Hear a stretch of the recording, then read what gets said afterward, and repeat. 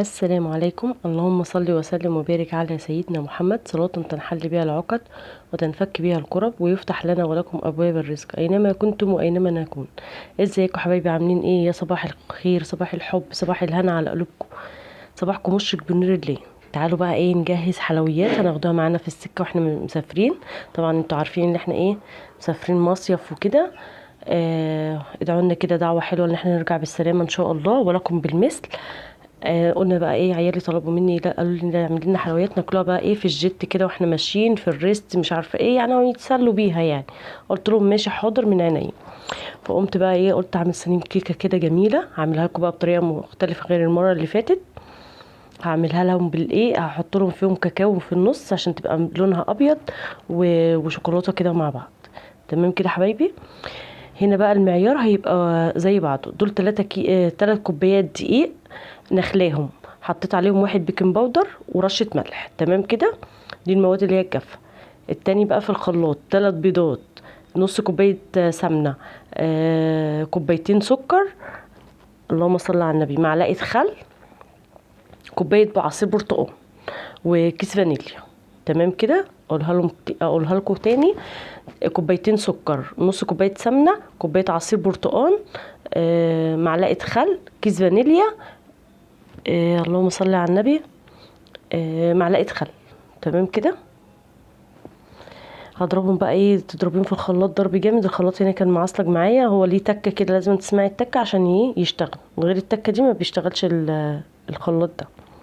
تمام اهو، معلقه خل اهي هنحطها، يبقى كوبايتين سكر وكوبايه عصير برتقال، نص كوبايه سمنه، كيس فانيليا، معلقه خل. بس كده. برضو انا هكتب لكم المقادير في صندوق الوصف، لان انا كده فاصله، معلش انتوا عارفين بقى في السفر والكلام ده، ففاصله خالص بقى، قاعده بقالي كام يوم مطبقه. اللهم صل على النبي، استغفروا كتير يا حبايبي وصلوا على النبي كده. اللهم صل وسلم وبارك على سيدنا محمد، صلاه تنحل بها العقد. اللهم ذكرني يا رب. تمام كده حبايبي. تقلبي بقى كده بيها، تحطي بقى دوت على الدقيق، المقادير اللي ضربناها في الخلاط على الدقيق، وتقلبيهم بقى ايه جامد جامد جامد. انا هنا في الكيسه اللي عندكم ديت فيها كاكاو، اللي هو كاكاو خام بتاع الحلويات. انا هحط معلقه بس على حبه دي، شوفيني انا هعملها ازاي وهتبقى جميله قوي، وهتشوفيها في الاخر شكلها طالع ازاي. تحفه والله يا بنات. غيري برضو، مش لازم كل مره تعمليها باللبن بس او بالبرتقال بس، مش عارفه ايه، لا، غيري، حطي معلقه كاكاو برضو في النص كده، بيطلع شكلها حلو قوي.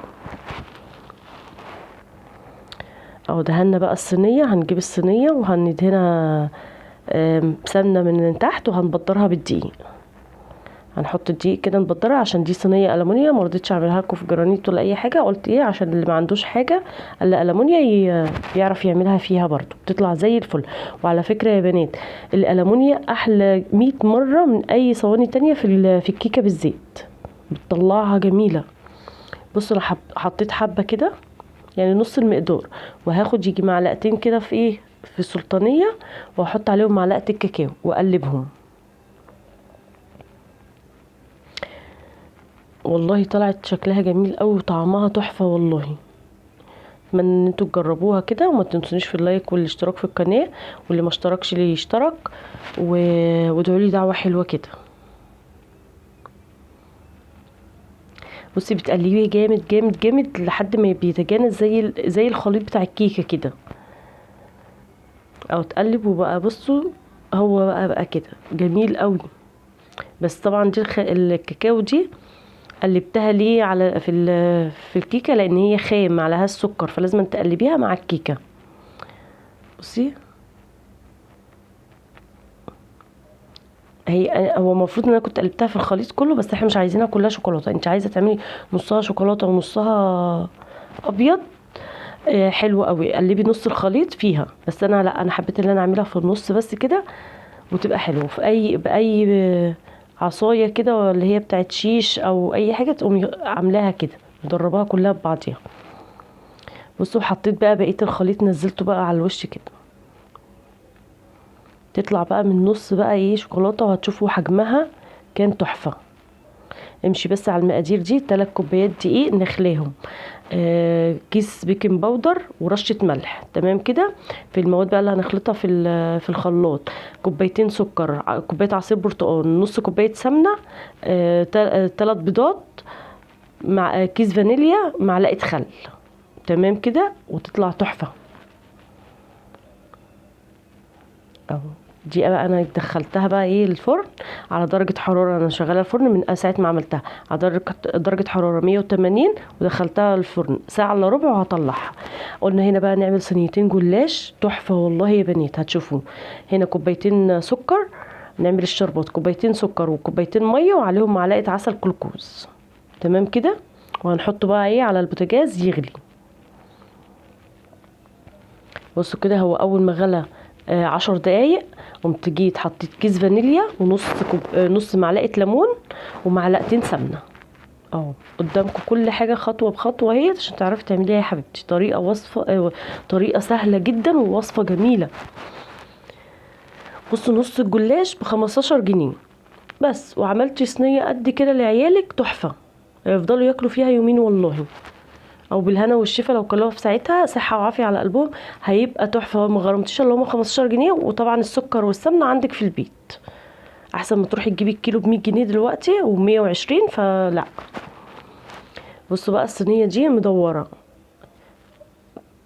خدت المقاس تدويره على قد الجلاش والباقي ده هنحطه في النص، ما بنرموهوش، بس بتطلع معاكي متساويه وكله سوا بعض، طالع معايا جميل، ولا حته عاليه ولا حته واطيه ولا اي حاجه، كله سوا بعض وتحفه اهو. انا خدت مقاس الصينيه، وهجيب بقى ايه دي كوبايه ونص سمنه، لان انا هعمل صينيتين، ده كيلو جلاش، كيلو جلاش هقسمه على صينيتين. ندهن الصينيه حلو من تحت سمنه، وبين كل 2 و2 ندهن سمنه، يعني كل ورقتين ندهن سمنه، كل ورقتين ندهن سمنه عشان يطلع معاكي مورق وجميل. والله انتوا شفتوه، هتشوفوه شفتوه في اول فيديو، هتشوفوه في الاخر، طالع منفوخ وجميل وقابب وحلو قوي اهو.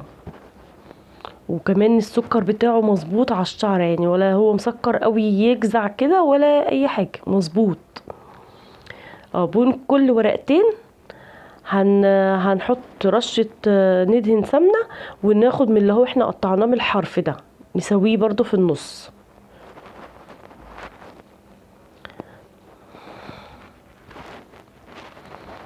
تابعوا معايا بقى الفيديوهات يا حبايبي، عشان ايه هنزل لكم فيديوهات جميله جدا، فيديوهات تجهيز الشنط والسفر تحفه والله يا بنات. تابعوا معايا كده وشوفونا رحنا فين، وخمنوا كده شوفوا رحنا فين، اكتبوا لي في الكومنتات كده احنا سافرنا رحنا فين.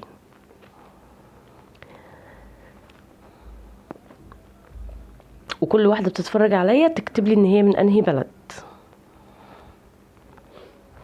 ماشي يا حبايبي، استغفروا كده كتير وصلوا على الرسول وصلوا على النبي كده.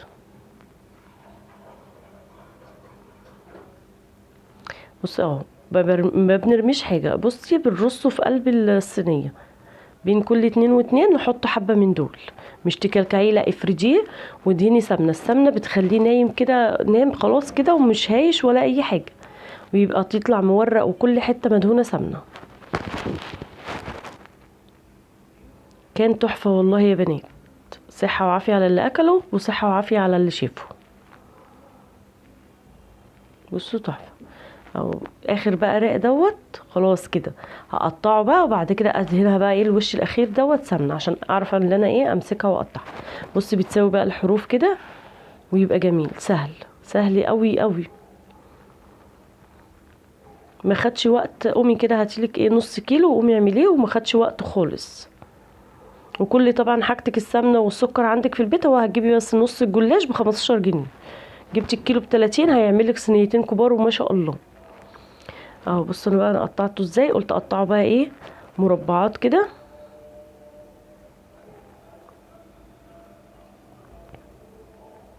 بيبوظ سكينه رفيع وتقطعي بقى. بصوا بيتقطع سهل جدا. اللي على الوش ده بقى بعد ما تقطعيه بتقومي دهناه سمنه وتدخليه بقى ايه الفرن على طول. وتخلي بالك عشان ايه، عايزه تحطيه على الشبك حطيه. انا حطيته من تحت يا دوبك مفيش 5 دقايق، وقمت بصيت عليه لقيته اللي هو احمر من تحت، وقمت رافعاه على الشبكه. بصوا زي الفل اهو. ندهن بقى السمنه. التاني بقى هنعمله بقى ايه طريقه تانية، هيبقى برضو كده نفس النظام، بس هنقطعه بقى تقطيعه تانية اهو يا حبيبي. ده النص التاني هندهن برضو الصينيه، ونفس ما عملنا في ديت هنعمل في ديت. طريقه سهله جدا وناجحه. وما تكسليش، قومي اعملي لك اي صينيه كده حلو. عايزه تعمليه بالمكسرات، بسوداني، زبيب، جوز اي مكسرات انت حباها حطيها، بس احنا ما بنحبوش بالمكسرات، بنحبوه ساده كده، بياكلوها اكتر من اللي هو المحشي.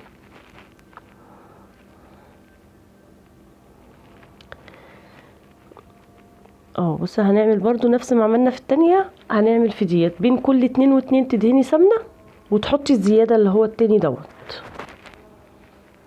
عشان تبقى الصينيه طالعه متساويه كده والتقطيعه متساويه وبيبقى جميل اهو. بشاور لكم بقول لكم كل 2 تقومي دهنه سمنه وحاطه من التاني يا حبيبي. قلت بقى بص على الكيكه، كان فات بقى قبل ما عملت دوت، كان فات. بصوا الكيكه تحفه والله يا بنات. بصوا حطيت بقى فيها الخله كده مستويه وجميله. بصوا منظرها وشكلها اهو. لسه كنت بعمل في الجلاش وهي طالعه تاني. هبدا بقى الفرن سخن، هبدا ادخل بقى ايه الجلاش. انا حطيت الصينيه الاولانيه، هحط الصينيه دي بس اقطعها بس كده واحطها. دي بقى قلت اعملها مثلثات، وفي النص قلت اعملها اللي هي الرول ده، الرول اللي هو صوابع، عشان يبقى انا عملت لهم ايه كل التشكيلات اهوت، ما يتأمروش ويقولوا اي حاجه.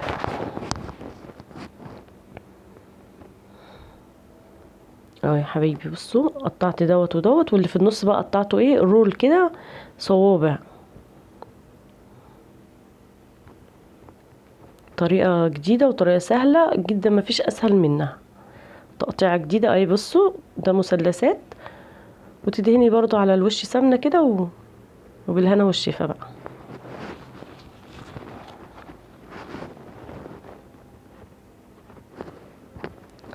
عملنا بقى الشربات يبقى بارد والجلاش يبقى سخن. بصوا بقى لونه وشكله، بصوا قابب ازاي وطالع شكله ازاي، والله الكاميرا ظلماه كمان. لونه تحفه وطالع قابب منفوخ وشكله جميل اهو يا حبايبي. ادي الكيكه اهيت، وادي الصينيه التانية طلعتها اهو. تخلي بالك لو هتشغلي الشوايه، تخلي بالك عشان ده في ثانيه بيتلسع، فانت تخلي بالك. انا بقيت ايه قاعده جنب البوتاجاز والله. بصوا زي الفل. اقطع بقى ايه، اقطع لكم بقى واطلع لكم حته كده جميل. والكيكه تحفه وعاليه وبصوا القوام بتاعها. بصوا شو الكاكاو في النص عامل ازاي، بص عاليه ازاي، جميله قوي. بصوا ايه، اعملي شكل كده لعيالك وهيحبوه هياكلوه، وجميله هي طعمها حلو قوي وتحفه. بصوا جلاش حلو قوي. تنسونيش بقى في اللايك والشير والاشتراك في القناه يا بنات. اغلى متابعين على قلبي، بحبكم في الله. يلا حبايبي اشوفكم في فيديو جديد، مع السلامه.